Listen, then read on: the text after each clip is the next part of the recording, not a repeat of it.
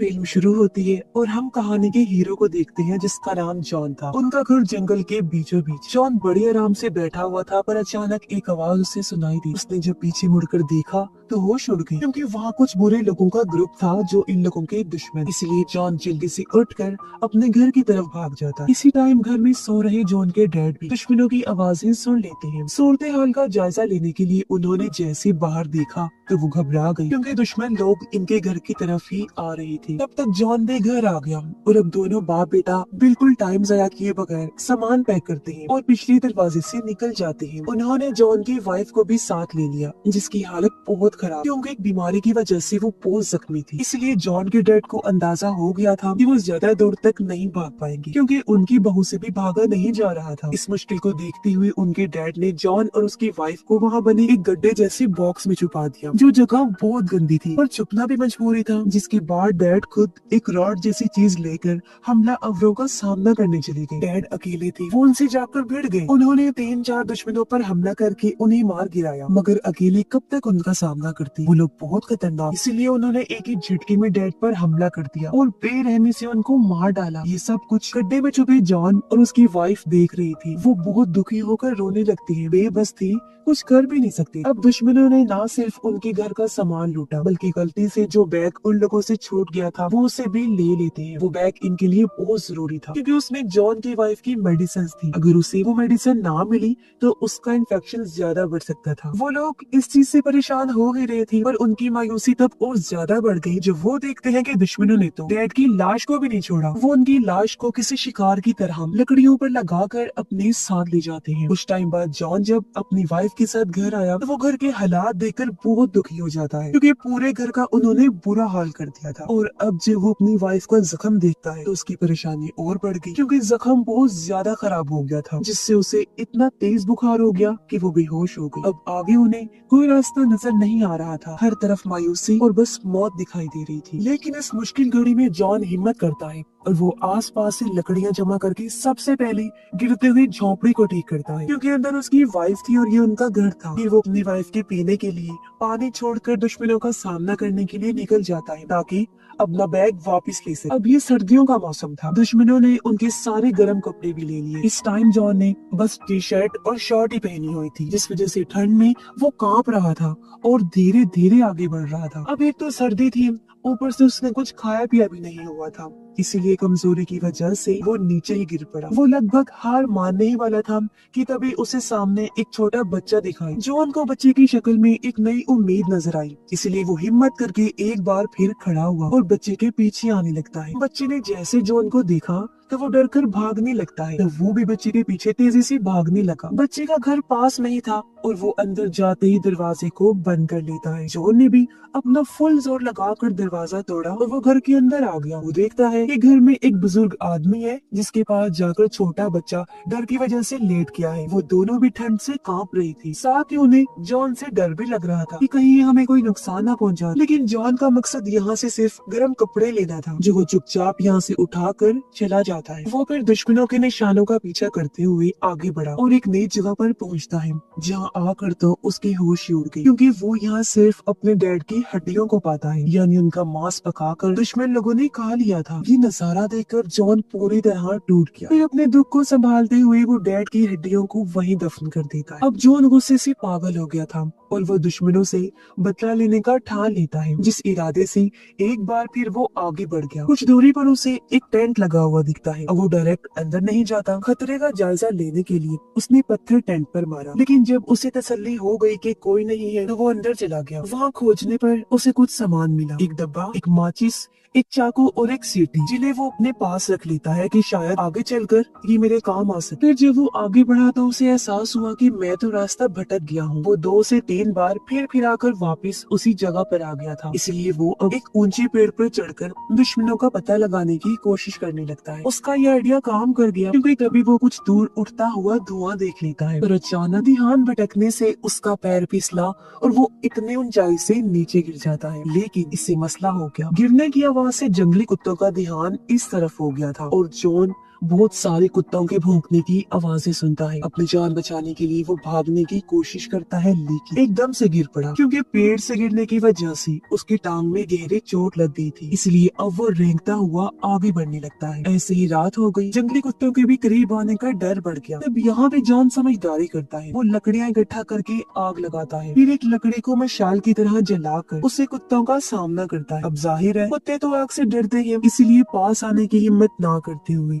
सभी वहाँ से भाग गई थी। और इस तरह मुश्किल जॉन अपनी जान बचा पाता है। वो फिर ऐसे इधर सो जाता है। अगली सुबह जब उसकी आंख खुली तो कुत्ते वहाँ से गायब थे। जॉन फिर से आगे बढ़ा। इस बार वो देखता है कि नदी के पानी में से खून आ रहा है। खून कैसे आ रहा था यही देखने वो थोड़ा पीछे गया, जहाँ वो एक औरत को देखता है जो नदी के पानी में खून से भरे हुए चाकू धो रही थी। अब जॉन समझदारी करता है। वो ऐसे उसके पास नहीं चला जाता, बल्कि छुपकर उस पर नजर रखने लगा। जैसे ही औरत वहाँ से जाती है, जॉन भी एक पत्थर लेकर उसका पीछा करने लगता है। ये औरत दरअसल दुश्मनों में से ही एक थी और ऐसे उसका पीछा करने की वजह से उसे दुश्मनों के ठिकाने का पता चल जाता है। लेकिन जॉन देखता है कि अभी सिर्फ वो औरत ही थी वहाँ। फिर मौके का फायदा उठाकर वो अंदर आने लगता है और तभी उसकी नजर नीचे तारों के साथ बंधी हुई घंटियों पर पड़ जाती है। इसीलिए वो बड़े ध्यान से अंदर आ गया और तभी उसकी नजर अपने बैग पर भी पड़ जाती है। मगर ये क्या, उसने जब बैग चेक किया तो सारी दवाइयाँ गायब थी। अब जॉन जल्दी से घर के अंदर गया। वो हर जगह दवाइयाँ ढूंढने लगता है, लेकिन वो इस बात से अनजान था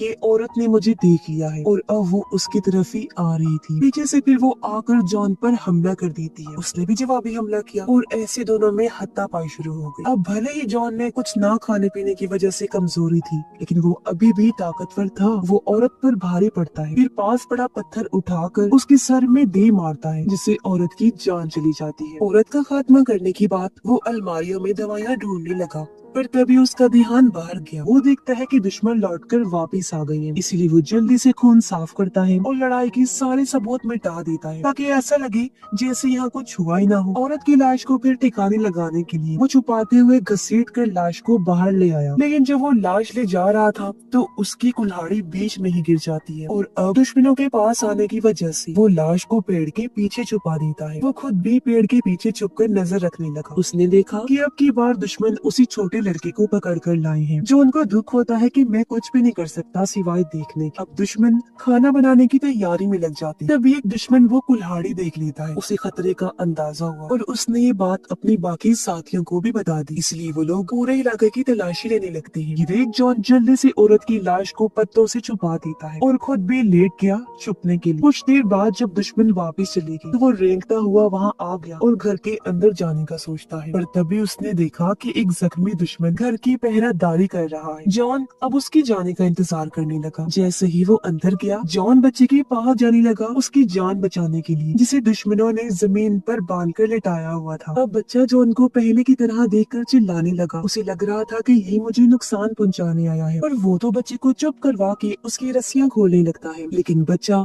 तो चुप होने का नाम ही नहीं ले रहा था। उसकी आवाज सुनकर दुश्मन बाहर आने की तैयारी करने लगे, पर तब तक जॉन ने बच्ची को खोलकर उसके भागने में मदद की। बच्चे के वहाँ से चले जाने के बाद जॉन घर के अंदर आ गया, जहाँ वो एक लकड़ी के बॉक्स को देखता है। इस पर ताला लगा हुआ था। जॉन को पूरा यकीन था कि दवाइयाँ इसी बॉक्स में रखी होंगी, इसलिए वो ताला तोड़ने की कोशिश करने लगा। उसने बड़ा जोर लगाया, लेकिन ताला वो नहीं तोड़ पाता। तभी जॉन देखता है कि दुश्मनों का लीडर वापस आ गया है, इसलिए वो जल्दी से बाहर आकर घर के नीचे छुप गया और उसके वापस जाने का इंतजार करने लगता है। लीडर जब अंदर आया तो उसने बॉक्स के ताले पर लगी मिट्टी देख ली, जिससे वो समझ गया कि उनके एरिया में कोई घुस आया है। वो ये बात अपने बाकी साथियों को भी बताता है और वो सभी पीछे के रास्ते से जाने लगे। जॉन को भी अंदाजा हो गया था कि इन्हें मेरे बारे में पता चल चुका है, क्योंकि उन लोगों को अपनी औरत साथी की लाश भी मिल गई थी। जॉन दिन से रात तक यही लेटा इंतजार करने लगा।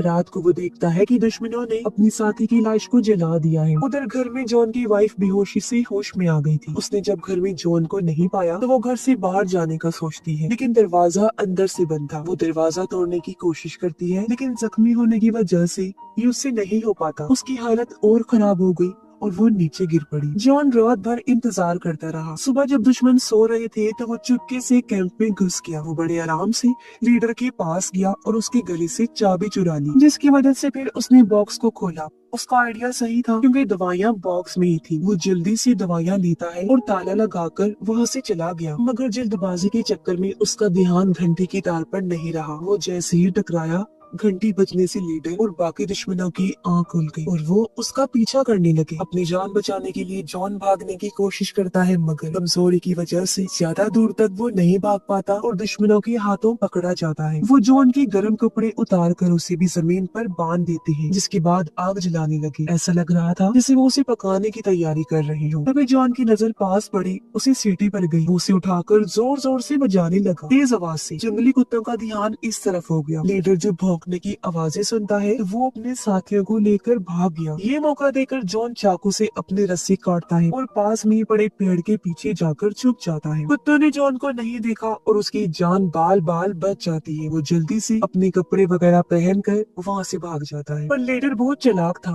कुत्तों से बचने के लिए उसने अपने एक साथी को जख्मी कर दिया ताकि सारे कुत्ते उसके पीछे लग जाएं और अब अकेला ही वो आगे बढ़ा। जॉन का अंदाजा नहीं था कि लीडर मेरे पीछे लगा हुआ है।